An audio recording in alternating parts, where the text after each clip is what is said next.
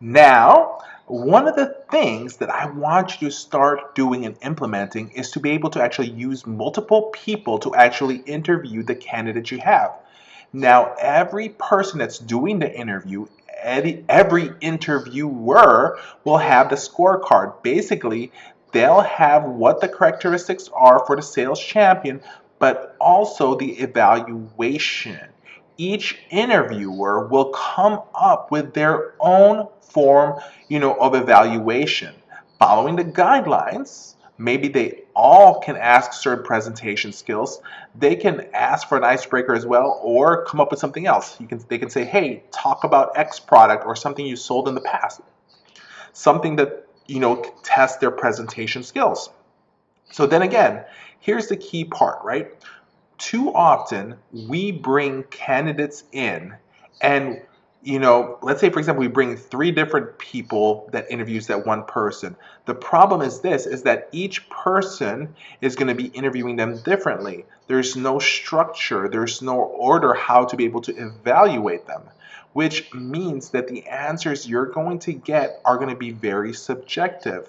What we're trying to do here in this hiring smarter process is to be able to have a structure that we all can abide by. And then we can compare notes, those apples to apples, not apples to oranges. If one person or person A interviews the candidate and only asks specific questions on this topic, and then another person, interviewer B, asks other questions that are not related to the first, we're not actually going to be able to have consistency on the evaluation process. By using a scorecard like what we've just created, that these are the characteristics that we are looking for, these are the evaluation tests that we need to be able to test them for, we now have a group of interviewers, three at least, basically interviewing the candidate along the same dimensions. This provides consistency. Now, let's move fast forward. Imagine that they've gone through three interview processes, the candidate, and then their scoring can look something like this. For example, the first interviewer scores the person 25 out of 35. The second interviewer may score them 23 out of 35, and the third interviewer gave them 20 out of 35. Now, the total score is 35 times 3, which is 105. That's the total highest score. If you add the individual scores by the interviewer, 25 plus 23 and 20, you get 68. So that's 68 out of 105. That's the composite score. Again, I want you to think about what is the minimum score that we would consider to be able to move somebody forward into the next play or the next phase of the hiring process. Now, what I love about this, if you really look at this, if you really study this, what I love about this is that you can actually look for incongruencies or inconsistencies in the scores. For example, let's take, following instructions, right?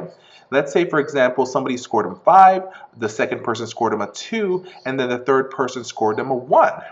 You may want to go back into interviewer number 3 and say, hey, what did you find that you gave him number 1? Because he followed the instructions with me perfectly, right? Well, then they may say, well, he applied a different test, the interviewer, and they did not follow that instruction. So all of a sudden, so initially he got a 5, for example, because I'm the first interviewer, and then the other two interviewers gave him a lower score, which then again, I would love to be able to go back to the other interviewers and ask them why you gave them a lower score.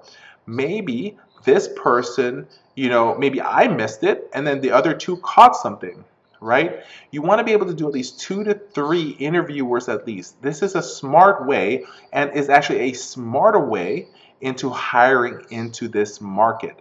The scorecard provides a structured interview technique by putting them into a structured interview. It's easy to implement, and at the same time you have to understand, yeah, this is easy to implement, but you must be able to do this for your, every interviewee, right? And then at the very same time as this just makes everything a lot better for you guys. Like, look, I want you guys to do this, right? Is always make sure that you look for inconsistencies. Because if one interviewer may catch something, the other interviewer may not, right? So I want you to think about this, right? The reason why we're doing multiple interviewers is because we're trying to put multiple filters to be able to filter out the bad people that should join your company. And we don't want them to join your company if they're bad people. Okay? This is very simple to implement, but it's about actually doing on a continual basis. Now, what we want to be able to do is move forward to the next video to learn even more how to be able to hire smarter.